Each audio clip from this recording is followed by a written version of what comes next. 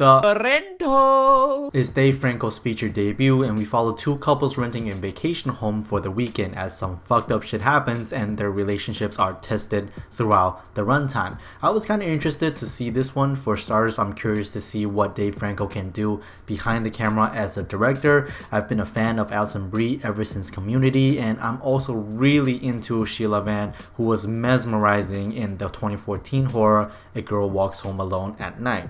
So from the get-go, I was pretty intrigued. However, The Rental ended up a bit disappointing to me. This really does feel like another run-of-the-mill average horror you get every year. It started off quite promising. Other than having these more generic character introductions, a racial commentary is thrown into the mix with Van's character, since she's the only non-white person in the story. When they arrive at the vacation home, they find out that the owner is giving her an even harder time, so it left me wondering if the film is going to continue with such commentary and maybe have a streamlined theme behind the horror, which unfortunately it doesn't. It was never mentioned nor implied for the entire runtime ever again.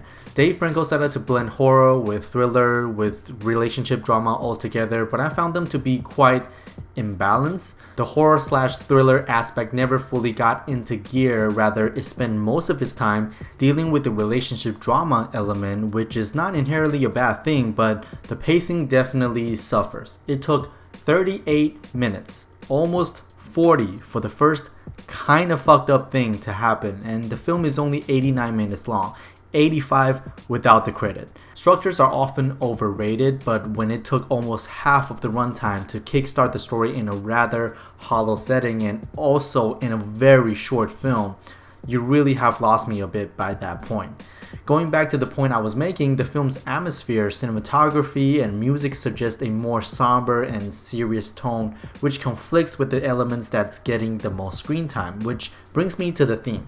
The horror of keeping secrets from the people you love and the ones who love you, and the personal paranoia Dave himself felt with the concept of living in somebody else's house, which I think are the thing he communicated a lot more effectively. He also made the very conscious choice of keeping certain things ambiguous to support this message, especially some ending shots I personally very much enjoyed. Still, the Rental is a horror slash thriller without much horror nor thrills, as it struggles to focus on one thing at a time. It can be viewed as a contained film that mentions racial discrimination, but it's also trying to be an action slasher that deals with privacy.